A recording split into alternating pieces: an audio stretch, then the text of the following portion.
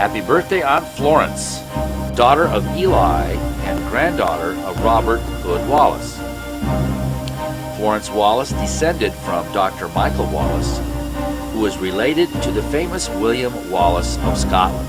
Michael Wallace was born in Gallrig's, Ayr, Scotland in 1719. He married Elizabeth Brown. He died in 1767 in King George County, Virginia. John Wallace, Michael's son, was born in 1761 in Virginia. John Wallace married Esther Gaines and had a son, William Wallace, who was born in 1784 in Virginia. William married Betsy Yates and died in 1806 in Adair County, Kentucky. Robert Hood Wallace, Florence's grandfather, was born in 1832 in Greenburgh, Kentucky. He was the 11th of 12 sons. Robert Hood Wallace married Mary Elizabeth Keene. Patricia's mother, Mary Wallace Mathis, was named after her. This letter was written by Ermine, the eldest daughter of Robert Hood Wallace and Eli Wallace's sister. She's writing the letter sometime in the 1890s from a city in Texas, Bolivar. We know that the month was November. She's writing to her father and mother, Robert Hood Wallace and Mary Elizabeth Wallace, who were back in Kentucky. Dear Father and Mother, I seat myself to write a few lines. We are all well, hoping this will find you the same. It has been so long since I have heard from you. I have written to you but have not had any answer.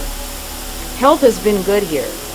This fall we had a very dry summer and fall until the last 3 weeks. It rains nearly all the time.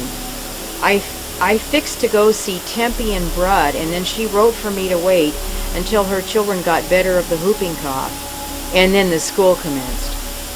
If John comes to the nation, I want to see all of them during Christmas times. Hardin is on a trade in Arkansas. Hardin was her husband. If he trades, I don't know whether I will get to go or not. I was glad to hear that Eli was gone home to stay and go to school.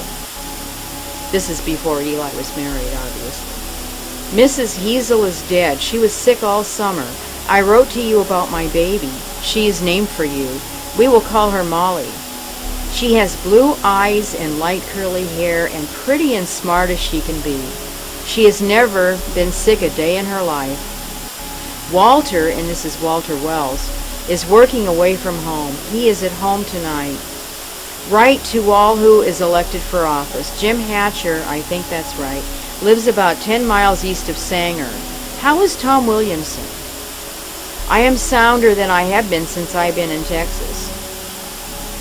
When is Molly and John going to the nation? If I go to see them, I will have to go during school days, so Bertha can be at home.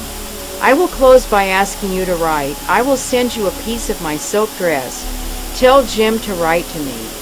I have wrote to him. If he gets my letters, he don't write me. Write soon, Ermine.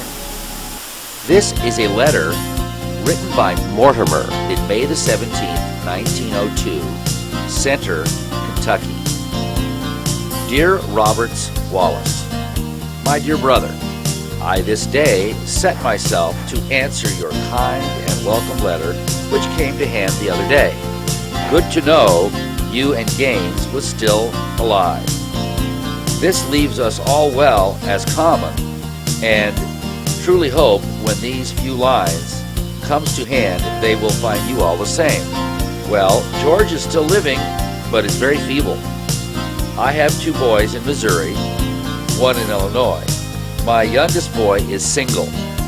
I am very anxious to get your pictures, and I am going to send my pictures to you and all how many of Gaines's family is living and Gaines's work.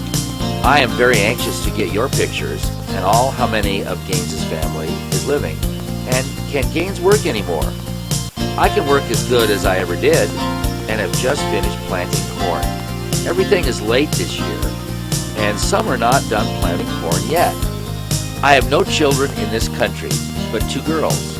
One lives in Hart, and one lives in Green. Mary lives close to me, and Blanche lives about 15 miles. Well, I will close for this time by saying write soon and often to Center, Kentucky. So goodbye for this time.